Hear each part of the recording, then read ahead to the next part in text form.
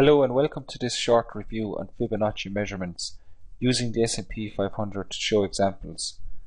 I'm a big proponent of Fibonacci and I feel it deserves a lot more time and study than traders actually give it. Basically, there are two types of Fibonacci measurements we use: retracements and extensions. Retracements are where price action trades back into the area of a prior swing.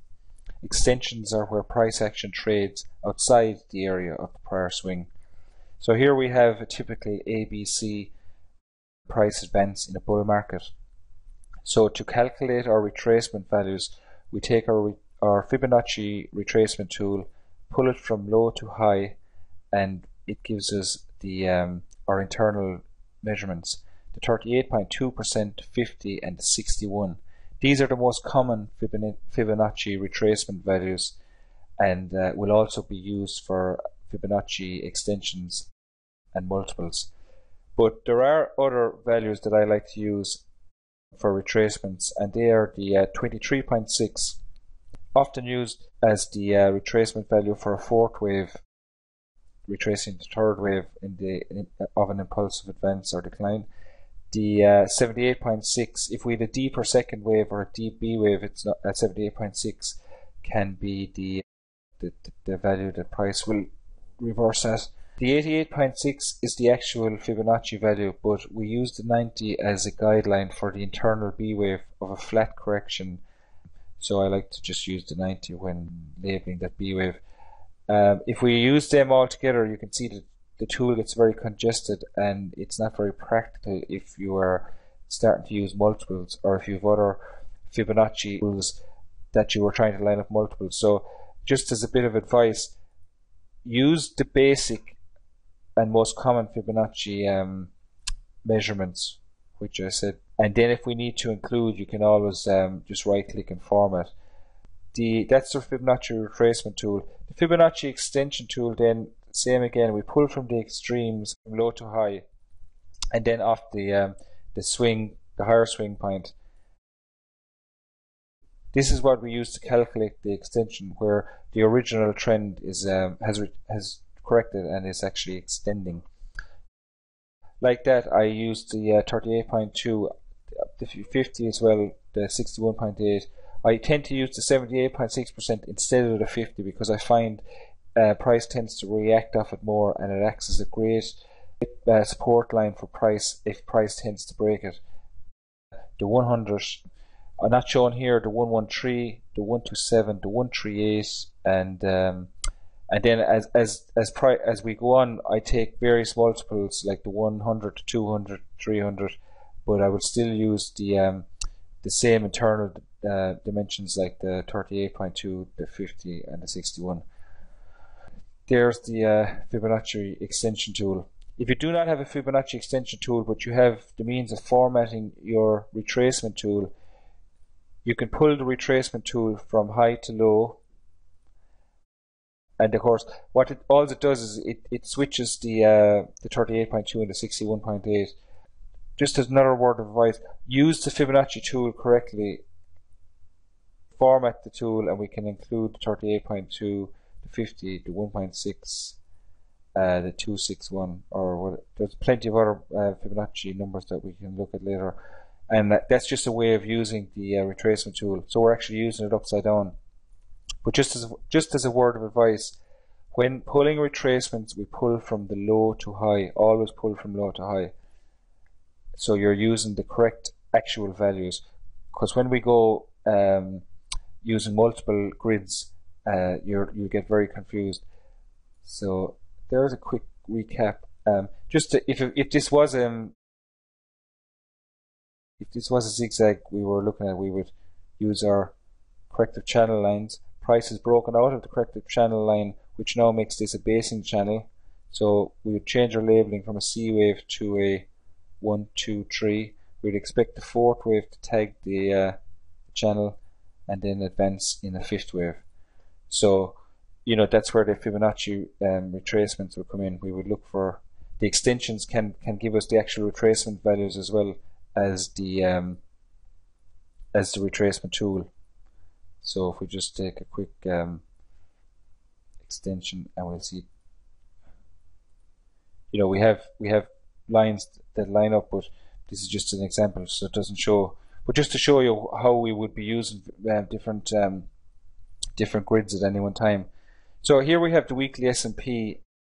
As we explained in other videos, we are looking at this as the A wave of a larger degree expanded flat, and we are in the internal B wave.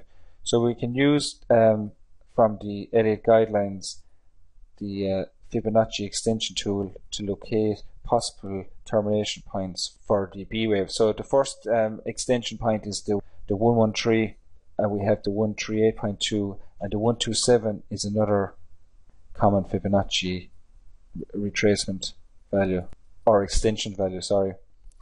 So here we see prices actually just below the 113, so we're coming up to the first possible target for this internal B wave. Just to keep that in mind, we pull from the extremes of the first pattern, which is the expanded flat here. So I'll just take this out of the way and I'll expand our B wave to see can we come up with a confluence, just to show you what I'm talking about, confluence zones. Like we've discussed in the prior videos, there's multiple ways to label this, but primary way of looking at this is that this is the first leg of an advance, and this is a correction that is correcting this whole advance. So I'm going to take this a Fibonacci grid, an internal Fibonacci grid, my first internal Fibonacci grid. I'm not going to get too into whether to use these peaks or not, but when locating whether to use the various peaks, sometimes it's kind of trial and error. So you take your pick, or if you're satisfied, like we are satisfied, we are taking this as a truncated fifth, I'll take this straight away and I'll check and see has price reacted to this grid at any other stages. So I'm taking the extremes, and here we see the first wave up, which we are probably labeling wave 1, has met this price has come and reacted here, so that's 2 points. We have another point here, price didn't close here, and we have a reaction, and here we just went shy of it. So I'm happy enough that I'm actually after locating a Fibonacci grid that price is reacting to. So another quick way just to check it is if you want to pull internal Fibonacci's, and this is where we can add, subtract, multiply and divide Fibonacci numbers. So this is a case of dividing them. So extend to the left and see has price reacted previously to them levels, and look, it's just basically, I know it's prior price action, but basically what this is doing is it's proving that price is using this Fibonacci grid, and as we use it then to start calculating our extensions which are above any other price extremes, so it's all new territory, we can be confident that we are kind of on the right track. What I've done there is I've only taken a parallel of the original Fibonacci grid and I'm placing on top of it. So that's what we call multiplying it. I could do again just like I've done on the prior one. I'll take an internal Fibonacci line and I'll just extend it left again to see has price reacted to that line before in the past. And here I can see it definitely has, and that it's actually confluence with the larger Fibonacci grid. So I just better put that into place now again correctly. So this is the original grid for the extended B wave using the first pattern, and this is an internal B wave Fibonacci. So here we can see the 38.2% is lining up with the 127. So we've got confluence there at this area. Now we've taken out the 161. So if price stays above this, the next area is to 50%. So that area is lying at the 1700, close to 1700 area. So that's just a way of looking at how price can react to some of these Fibonacci lines. So another trick that we can do is we can take Fibonacci numbers of the internal, dividing these internally, and here we can see, just extend it right, we can see prices lining up here again with the 15, with the 38.2 of this line. So our first area will be this the 113, which is at 1617, and then we have this internal grid before we come up to the actual next larger, which is the 127. Also, just to give you a quick recap on the S&P itself, we see that prices within the minor wave 3 of this larger events, and prices actually up against the channeling that we are using for this internal impulsive advance. So just the Fibonacci channeling. So this is an area now to be watching.